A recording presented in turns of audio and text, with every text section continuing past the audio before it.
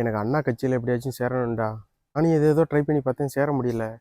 உனக்கு தான் ஆள்லாம் நிறையா தெரியும்ல, நீ எப்படியாச்சும் அந்த கட்சியில் சேர்த்து விட்றா. டேய் என்னடா? டேய் எனக்கு அண்ணா கட்சியில் எப்படியாச்சும் சேரணும்டா. விஜய் கட்சியில் சேரணுமா? நானும் ஏதோ ட்ரை பண்ணி பார்த்தேன், சேர முடியல. உனக்கு தான் ஆள்லாம் நிறையா தெரியும்ல, நீ எப்படியாச்சும் அந்த கட்சியில் சேர்த்து விட்றா. ஏய் எவ்வளோ காசு வேணுமா தர்றேன்டா. அதெல்லாம் ப்ளீஸ்ரா. காசு தர்றியா?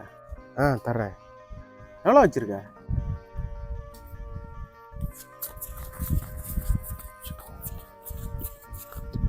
₹1000 1500 இருக்குடா. என்ன 1000 வச்சிருக்கான்? அப்படியே போட்டுற வேண்டியதுதான். சேர்க்கலாம்டா. உன்னை சேர்க்கறதுனா நீ சின்ன பையனா இருக்க. நிறைய ஃபார்ம் செலவாகும். இன்டர்னல் எக்ஸ்டர்னல் டீம் கிட்ட எல்லாம் பேசணும். நிறைய செலவு இருக்கே. ஒரு ₹500 செலவாகும்டா. ₹500? என்ன கேட்ட உடனே ஓகேன்ட்டான். ₹1000 கேட்டிருக்கலாமா? அம்மாடியா.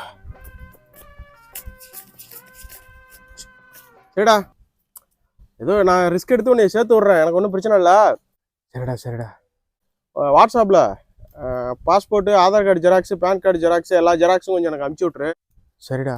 போய் பேசிட்டு உனக்கு உறுப்பினர் போடுறத சம்மந்தமாக பேசிட்டு வந்துடுறேன். 2-3 நாளில் வந்துடும். ரொம்ப நன்றிடா. நீ இவ்வளோ நல்லவனா இருப்பேன்னு நான் கொஞ்சம் கூட எதிர்பார்க்கலடா.